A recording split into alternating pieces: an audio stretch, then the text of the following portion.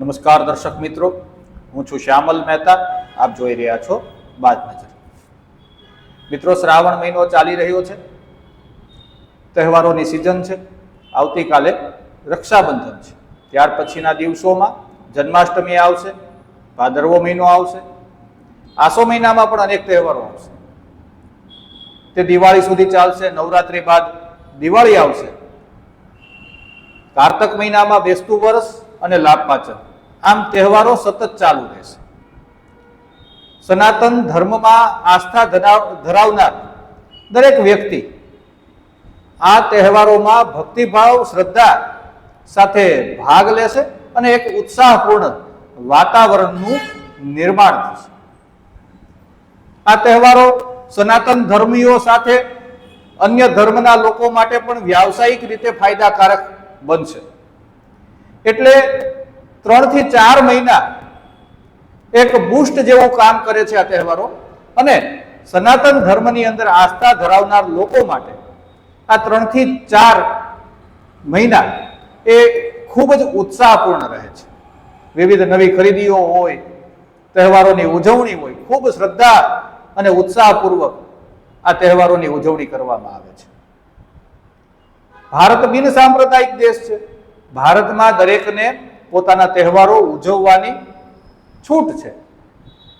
પરંતુ અહીં આપણે જે વાત કરવી છે તે એવી છે કે જેવા આ તહેવારો શરૂ થશે તેવા કેટલીક ઘટનાઓ એવી બનવા લાગશે કે જેનાથી વાતાવરણ સતત ડોળાતું રહેશે. કેટલાક પ્રસિદ્ધિ ભૂખ્યા લોકો આ તહેવારોની જાણે કે આખું વર્ષ રાહ જોતા હોય તેવી રીતના સનાતન હિન્દુ ધર્મની ખામીઓ વિશે જાહેરમાં વાત કરવા લાગશે. તેઓ ખામીઓ શોધશે, નહીં હોય તો ઊભી કરશે. આ હજારો વર્ષ જૂની પરંપરામાંથી તેઓ તાત્કાલિક સુધારણાના, ધાર્મિક સુધારણાનું અભિયાન શરૂ કરશે. અને આ લોકો પોતાની જાતને બિન સાંપ્રદાયિક કેવડાવે છે, પરંતુ તેમની બિન સાંપ્રદાયિકતા માત્ર અને માત્ર સનાતન હિન્દુ ધર્મ પૂરતી હોય છે. કારણ કે સનાતન ધર્મ હંમેશાથી સહિષ્ણુ રહ્યો છે અને સતત પરિવર્તનશીલ રહ્યો છે. સનાતન હિન્દુ ધર્મ ક્યારેય ઝબકી કે જળ વલણવાળો રહ્યો નથી. તેણે પોતાના કુરિવાજોને સમયાંતરે બહાર ફેંકી દીધેલા છે. સનાતન ધર્મમાં સુધારણાને હંમેશા અવકાશ રહે છે. સતી પ્રથા હોય, બાળ લગ્ન હોય, બાળકીને દૂધ પીતી કરવાની હોય, ઘૂંઘટ પ્રથા હોય, આવા અનેક કુપ્રથાઓને સનાતન ધર્મએ સમય રહેતા તિલાંજલિ આપી છે. અને તે ક્રમ આદિ અનાદિકાળથી સતત ચાલુ રહે છે, એટલે તે સનાતન છે. હવે જે આ ટીકા ટિપ્પણી કરવા વાળા લોકો છે તેમનો આમાં ફાયદો એટલો છે કે તેમને આનાથી પ્રસિદ્ધિ મળે છે. દાખલા તરીકે કોઈ કંપની છે, એ આ સમય દરમિયાન પોતે એક જાહેરાત બનાવે અને એ જાહેરાતની અંદર સનાતન ધર્મના રીત રિવાજોનું તેઓ અપમાન કરે. તેની અંદર કોઈ સેલિબ્રિટીને, હીરો હોય, હિરોઈન હોય, તેને તેમણે પૈસા આપીને તે જાહેરાત બનાવી. પૈસા માટે તે સેલિબ્રિટી તે જાહેરાત કરે. હવે આ બાબતથી વિવાદ થાય. વિવાદ થાય, સનાતન ધર્મીઓની લાગણીઓ દુભાય. એટલે અત્યારે તો સોશિયલ મીડિયાનો યુગ છે, એટલે ઉહાપોહ મચી જાય. એક જાહેરાતમાં 1000 જાહેરાત જેટલી પબ્લિસિટી તે કંપની મેળવી લે.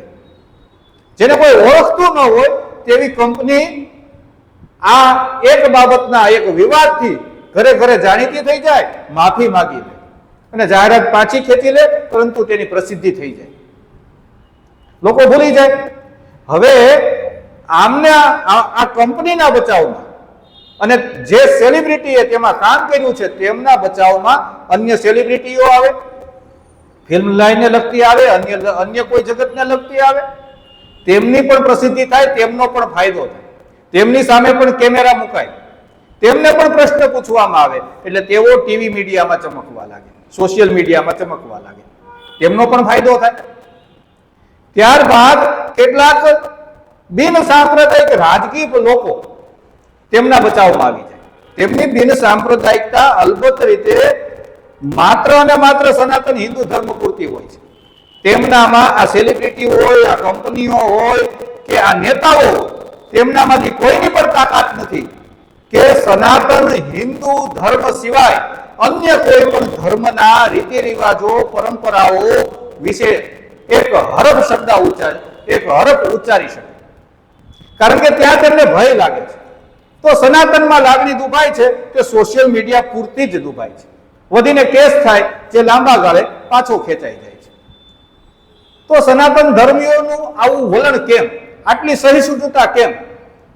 તો તેનું સૌથી મોટું એક કારણ એ છે કે સનાતન ધર્મ જ્ઞાતિ, જાતિ અને સંપ્રદાયના વાડાઓમાં વહેંચાયેલો છે. કોઈ એક સંપ્રદાય વિશે કોઈ બોલ્યું તો અન્ય સંપ્રદાય વાળો તે બધી થોડો ઘણો રાજી પણ થાય કે બરાબર છે, જે થઈ રહ્યું છે બરાબર છે. કોઈ એકના ઈશ્વરનું અપમાન થયું, કારણ કે સનાતનમાં અનેક ઈશ્વરો છે, તો સૌ પોતપોતાને પાછા મોટા માને છે. એટલે તેમની અંદર સંકલન પણ નથી, સંગઠન પણ નથી. પરિણામે સનાતનની આ સહિષ્ણુતા નથી, પણ આ નબળાઈ છે. ધાર્મિક સુધારણા કરવી, અન્ય ધર્મોને આદર આપવો તે તેમની સહિષ્ણુતા છે.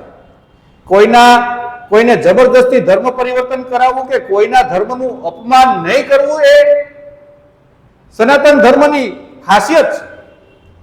પરંતુ આ જે લોકો છે, પબ્લિસિટી ભૂખ્યા લોકો, તે સનાતન ધર્મની સહિષ્ણુતાને તેની નબળાઈ સમજે છે અને છેલ્લા કેટલાય સમયથી આ વાત ચાલી આવે છે કે દર વર્ષે શ્રાવણ મહિનાની શરૂઆતથી જ ધીમે ધીમે આ વાતની શરૂઆત થઈ જાય.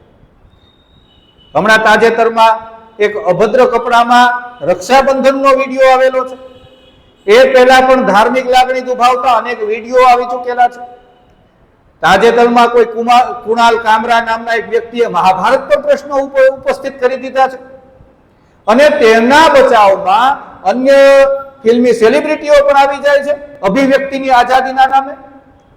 અને કેટલાક બિન સાંપ્રદાયિક રાજકીય પક્ષો જેમનું બિન સાંપ્રદાયિકતા માત્ર સનાતન હિન્દુ ધર્મ પૂરતી જ છે, તેઓ પણ સનાતન ધર્મની ખામીઓને ઉજાગર કરવા લાગશે. તેમને બધી જ ખરાબી સનાતન ધર્મમાં દેખાશે. કારણ કે આપણે કહ્યું તેમ સનાતન હિન્દુ ધર્મ જ્ઞાતિ, જાતિ અને સંપ્રદાયના વાડાઓમાં વહેંચાયેલો છે. તેના કારણે પેલા લોકોને પોતાની જે પર્ટિક્યુલર ચોક્કસ વોટ બેંક છે તેમને રાજી કરવાનો આમાંથી મોકો મળી જાય છે. તેમને સનાતન ધર્મના મતદારોને બિલકુલ ભય નથી, કારણ કે તેઓ વેચાયેલા છે. જો તેઓ એક હોય, જો તેઓ આમના રિસ્પોન્સમાં તેમનો બહિષ્કાર કરે, તેમના તરફી મતદાન ન કરે, તેમને ઘર ભેગા કરી શકતા હોય, તો કોઈ પણ કંપની આવી એડ ન બનાવે, કોઈ પણ સેલિબ્રિટી આવી એડમાં કામ ન કરે અને કોઈ પણ નેતા આવી બાબતમાં બિનજરૂરી જ્ઞાન આપવાની હિંમત ના કરે. એટલે અહીં કહેવાનું તાત્પર્ય એવું છે કે સનાતન ધર્મની સહિષ્ણુતા ને આ લોકોએ નબળાઈ ગણી લીધી છે અને તેની નબળાઈનું કારણ આ વિવિધતા છે. હવે આ બધું ક્યાં સુધી રહેશે? આ બધું ક્યાં સુધી રહેશે? તો જ્યાં સુધી સનાતન ધર્મીઓ સહિષ્ણુ છે ત્યાં સુધી આ પરંપરા રહેવાની છે. પહેલા પણ આવી છે, અત્યારે પણ તેમની સહિષ્ણુતાને કારણે છે અને ભવિષ્યમાં જ્યાં સુધી સનાતન ધર્મીઓ પોતાના ધાર્મિક લાગણીઓ બાબતે સહિષ્ણુ રહેશે, ભૂલી જવાની ભાવના રાખશે, ત્યાં સુધી આ લોકો પોતાની પ્રસિદ્ધિ માટે સનાતન ધર્મને ભાંડવાનું ચાલુ રાખશે અને તેમની આ અનૈતિક પ્રવૃત્તિઓ સતત ચાલુ રહેશે. તે દરેક સનાતનીએ સમજી જવાની જરૂર છે. જય હિન્દ, જય ભારત.